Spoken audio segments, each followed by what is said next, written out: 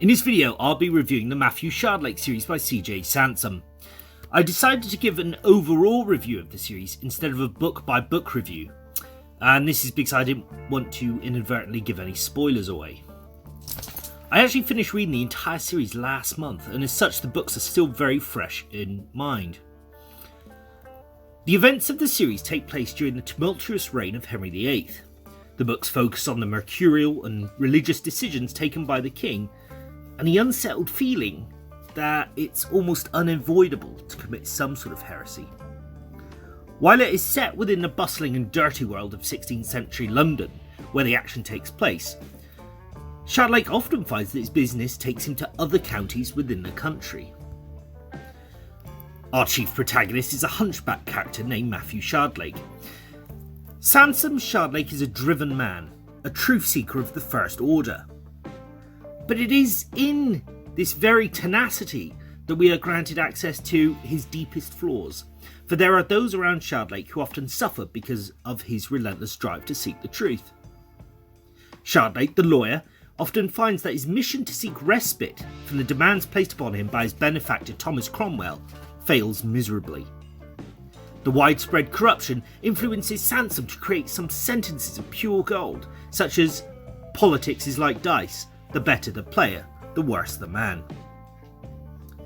Now, when a murder happens or there is some conspiracy afoot, it is Shardlake who invariably is sent to uncover the truth of the situation. But as Shardlake works, his drive to seek the truth often makes him a target for those wealthy few who would like to see matters unresolved. As Shardlake works, as he tries to find the truth, the prejudice that surrounds him and the discrimination he is victim to often inspires the reader to some sort of anger. But Shardlake is not alone in his adventures and is accompanied by good people who, though they are often privy to Shardlake's flaws, nevertheless remain loyal even at the cost of their own safety.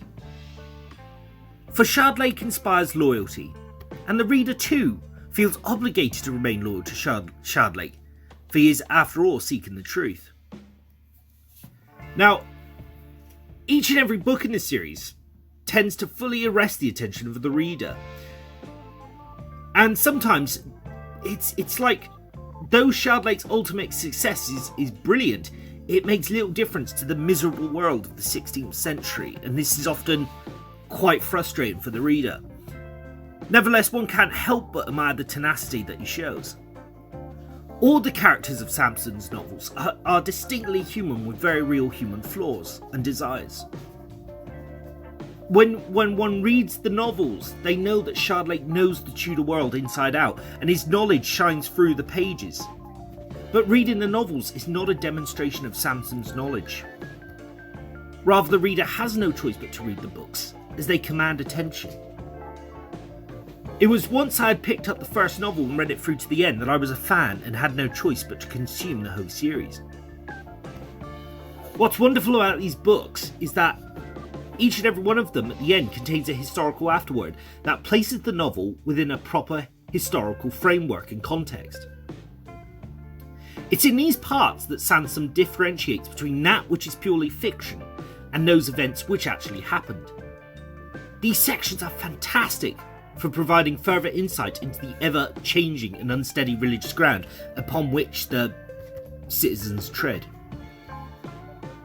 CJ Sansom has created a series of novels which utterly enthrall the reader and engage all of their senses to bring to mind the world of 16th century England and make it real.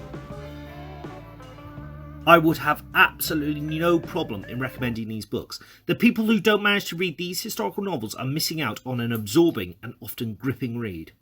It's a 10 out of 10 for me.